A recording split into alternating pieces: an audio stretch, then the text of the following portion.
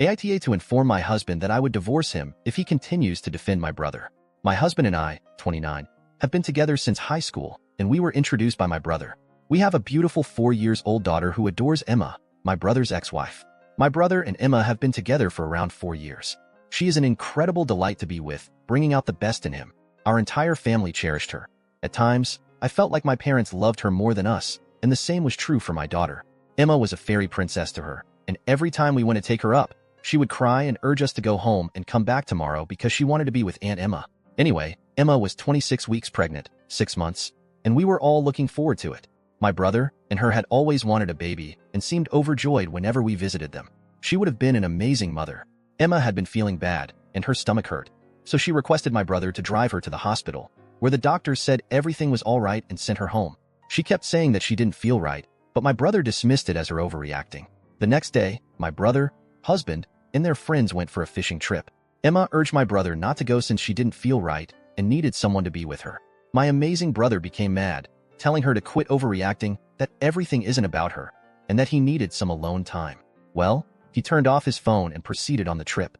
Emma called me crying and asked if I could come over because her stomach hurts. By the time I arrived, she was half conscious on a bloody floor. Rushed her to the hospital. The hospital told they required her husband's signature to carry out the operation. There was a lot of bickering. Although they saved her life, we lost the baby. She woke up screaming and weeping, asking where her child and husband were.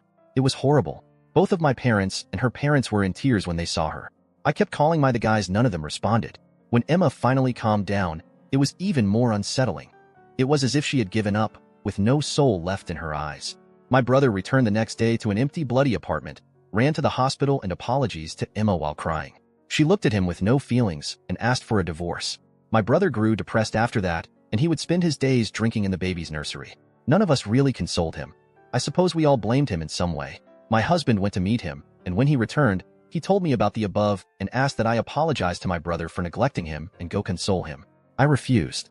He got angry with me and blamed Emma for the miscarriage, claiming that if she was truly ill, she should have gone to the hospital rather than making a scene, and that my brother is suffering as a result of her idiotic decision. He kept defending my brother, stating that it wasn't his fault that he wanted some alone time before the baby, and so on. I couldn't take it any longer, so I told him that if he kept defending, I would divorce him. I took my daughter and left for my parents' home. It's been 2 days, and neither of us has tried talking. I'm not sure if I behaved like an H. And recalling all he said, I believe I should at least console my brother. I suppose I wanted opinions? Edit. Prior to performing any life-threatening surgery, the hospital requires the patient to sign a waiver. These paperwork can be signed by the patient or their family. Because Emma was not conscious enough, they required her husband's signature. I was alone and confused, and it was a lot.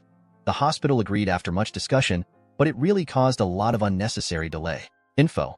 It was a one-night trip, and they traveled to a cabin where they claimed there was no cell service. They did not think that there would be no network.